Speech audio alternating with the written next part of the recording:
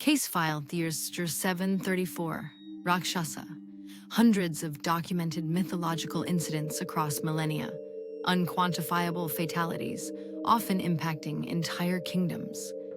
These are not just stories, but ancient operational reports, detailing entities capable of profound shapeshifting, fueled by the night, yet consistently vulnerable to the dawn. I'm Liv, and for the Dark Archives, we're dissecting foundational supernatural case studies, because understanding the blueprints of these ancient threats is paramount to recognizing their echoes in our present.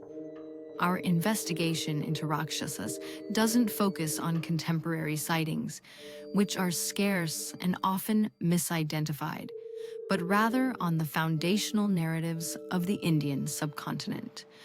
We're talking about the Hindu epics like the Ramayana and the Puranas.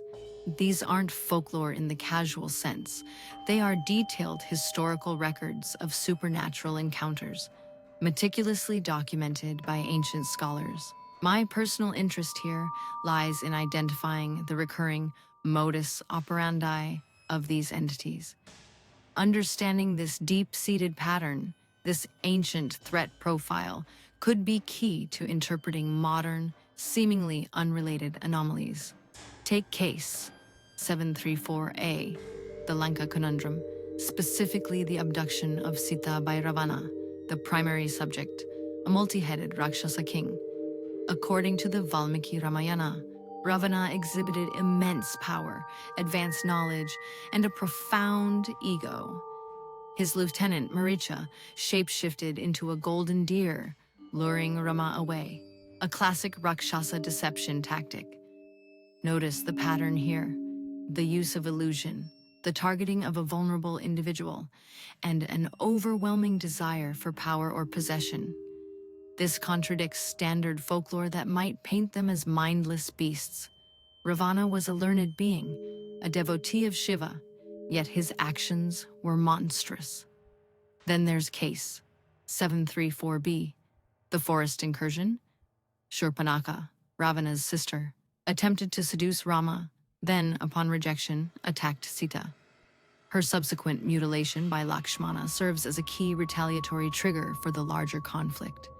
This highlights Rakshasa emotional volatility, their quick resort to violence, and the strong familial loyalty that often escalates their conflicts. And finally, case 734C, the infant assassin. In the Bhagavata Purana, the female Rakshasa Putana, disguised as a beautiful woman, attempted to poison infant Krishna. Again, the pattern is clear: deception, targeting the most vulnerable, often through a seemingly innocuous or appealing guise. This is not random. It's a calculated operational strategy. Examining the evidence from these ancient files, the consistency is striking. The texts describe Rakshasas as masters of Maya, magical powers of illusion, enabling them to change size or assume any form. My own sensitivity, my third eye, resonates with the residual energetic signatures left by such powerful illusions. It's a distinct vibrational quality, a cold, deceptive hum. While we lack physical artifacts, the textual descriptions are so precise, they function as forensic reports. Their consistent weakness? The rising sun. Every account states they detest sunlight. Furthermore, they are dispelled by sacrifices and prayer, implying a fundamental aversion to spiritual purity and focused intent. This isn't just superstition. It's a consistent vulnerability across thousands of years of documentation. In the Dungeons & Dragons adaptations, they're depicted with backward hands, which, while a modern interpretation, could symbolically represent their perverse nature, how they operate outside natural law, twisting reality.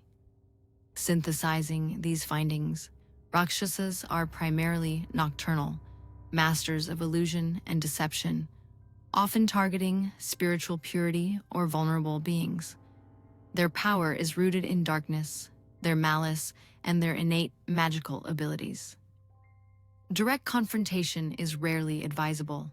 Their consistent detestation of sacrifices and prayer implies that spiritual fortitude and focused intent are powerful countermeasures.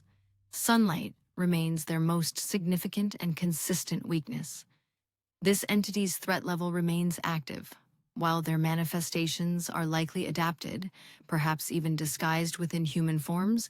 These ancient case files provide the essential blueprint. We continue to cross-reference modern, unexplained incidents with these archetypal patterns.